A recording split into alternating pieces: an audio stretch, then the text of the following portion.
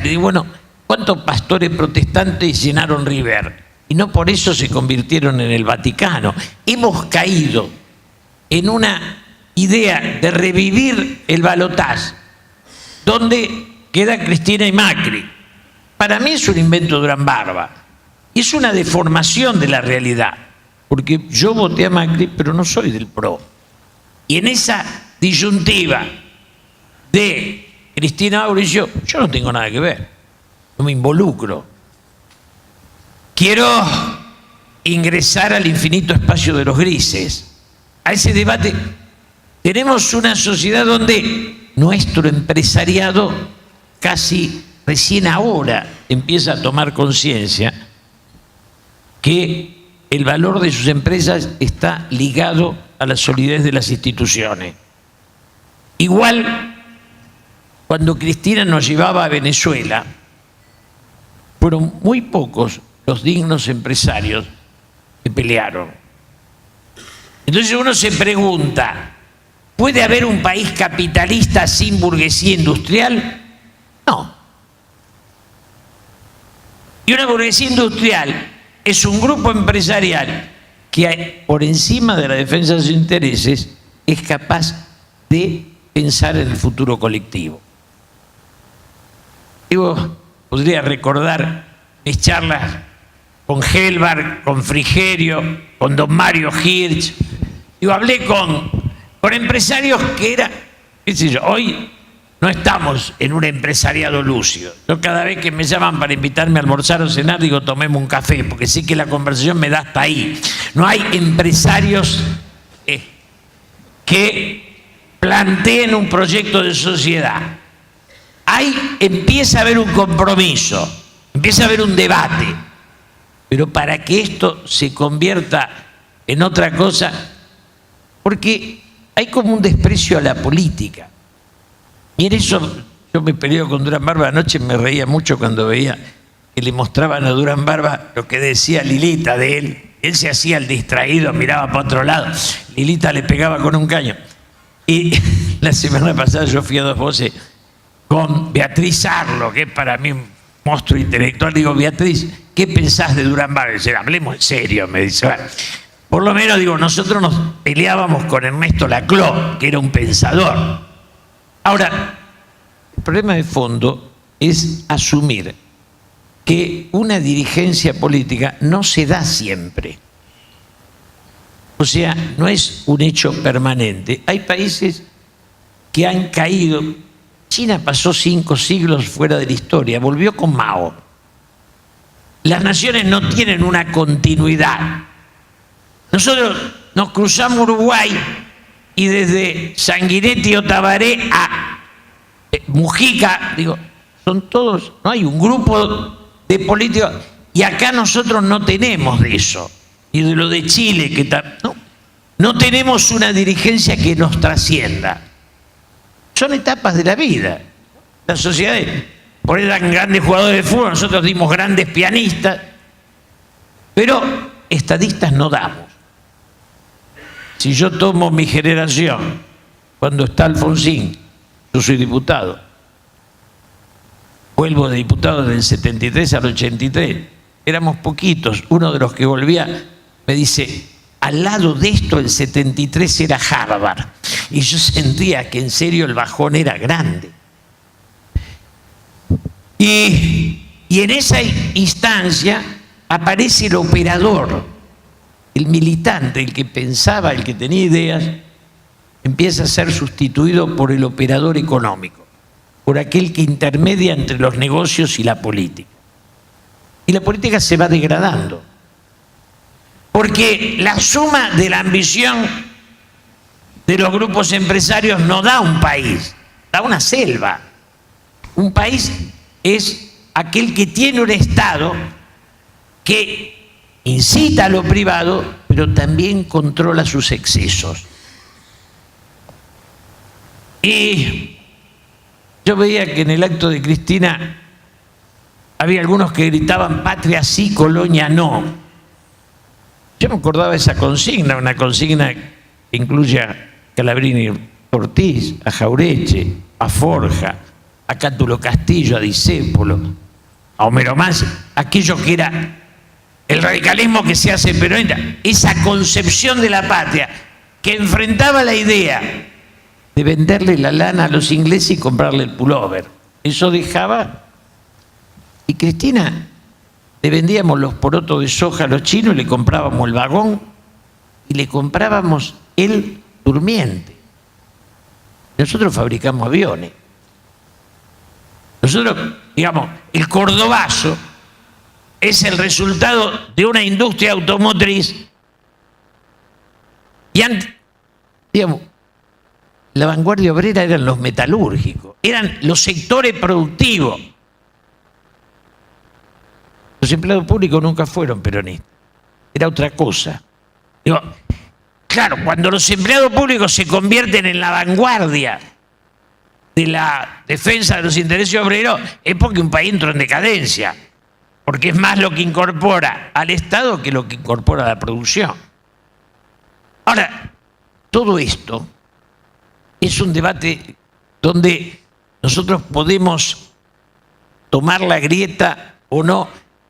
Yo le decía a Macri antes de asumir, lleva 3 estatistas y 3 liberales, ¿no? Si pudimos charlar con Piñanelli, con Labaña, lleva 3 de un lado y 3 del otro, porque la grieta argentina es este debate entre un liberalismo que nos deja en el saqueo y un estatismo que nos deja en la cerrazón. En rigor, ser estatista o liberal hoy no es un componente ideológico, es solamente hablar de un instrumento. Los estados tienen la defensa que necesitan y la libertad que pueden lograr. Las sociedades se piensan. Uno se cruza a Uruguay o a Chile y encuentra que hay un modelo estable, que hay una organización donde lo privado, el Estado, digo, hasta Bolivia. Ahora, cuando venimos aquí, insisto, 800.000 cajas pan daba Alfonsín, 8 millones de subsidios tenemos hoy. Esa destrucción de la sociedad está en algún lugar. Si quieren la hizo el peronismo desde ya. Menem era, lo es Kirchner.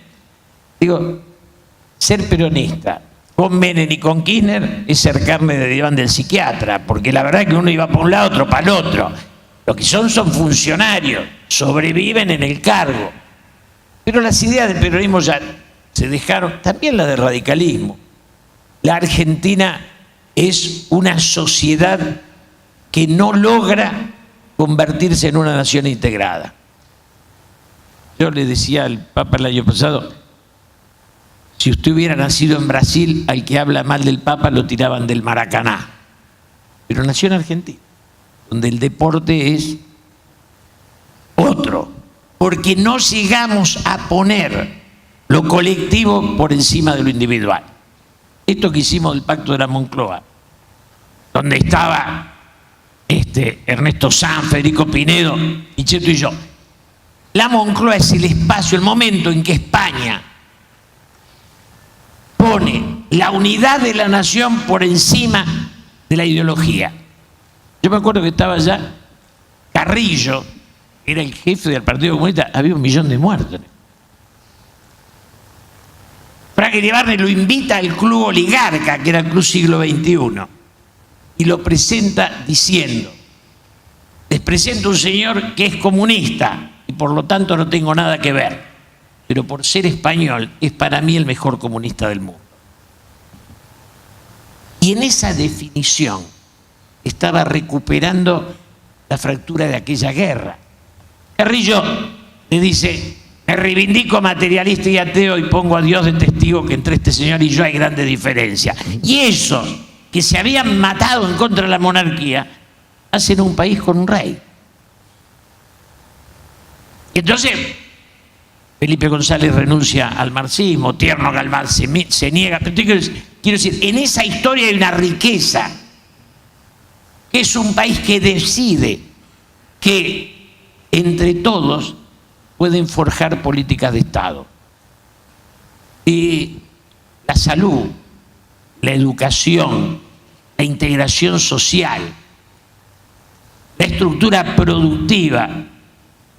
Todo eso es para debatir entre todos y definirlo hacia adelante. ¿Qué tiene que ver Cristina? Cristina es un fanatismo que se agota, es aquello de lo que nos salvamos, es el final del kirchnerismo. Menem le había ganado a Kirchner y así se fue. Cristina puede ganar, empatar o perder, la verdad, no cambia nada. Hacia adelante nosotros tenemos el desafío de reunir todos los sectores democráticos con las ideas que arrastren y entre todos forjar política de Estado. Me parece que esa comprensión es imprescindible. Yo digo, el peronismo es la provincia donde nací, no ya el lugar donde habito. Porque cada uno de nosotros tiene que ser capaz de comprender la parte del otro. Esto de Megafón, ¿no? El libro de Marechal, esta idea de que el país son partes y el sueño es convertir eso en un único cuerpo. Chile, Uruguay, Brasil son antes naciones que partidos. Nosotros somos antes sectores que nación. Y ese salto en la calidad de la relación entre nosotros lo tenemos que dar. Yo digo, no es fácil, porque las estructuras de los grandes grupos tienen ganancias exorbitantes y hay pedazos de la sociedad que ya no puede pagar más nada, no puede soportar esos gastos. Pero cierro con esto. Asumamos que clase dirigente es la que sueña un futuro colectivo por encima de sus intereses individuales. La política es la que se ocupa de pensar y diseñar ese futuro. La obligación del gobierno es devolverle a la sociedad la esperanza. Todavía puede ser que haya un 40, un 40. Lo cierto es que la gente que me para por la calle me dice, salimos. Y en ese miedo está un signo del presente. Todo esto se lo dije hace muy pocos días al presidente, me honra con aguantarme. Mucho no me respondió, pero me escuchó, que ya es bastante. Yo creo que después de las elecciones viene el desafío de convocar a la unidad en base a los demócratas. Los que no lo son se irán achicando y perdiendo. Si la democracia se une, el fanatismo será derrotado. Los demás son detalles. Gracias. Por supuesto que todo el mundo se habrá quedado con ganas de repreguntar. Ahora los invito a que hagamos una pausa, que tomemos un café y luego la seguiremos. Gracias, Julio. Gracias, Nicolás.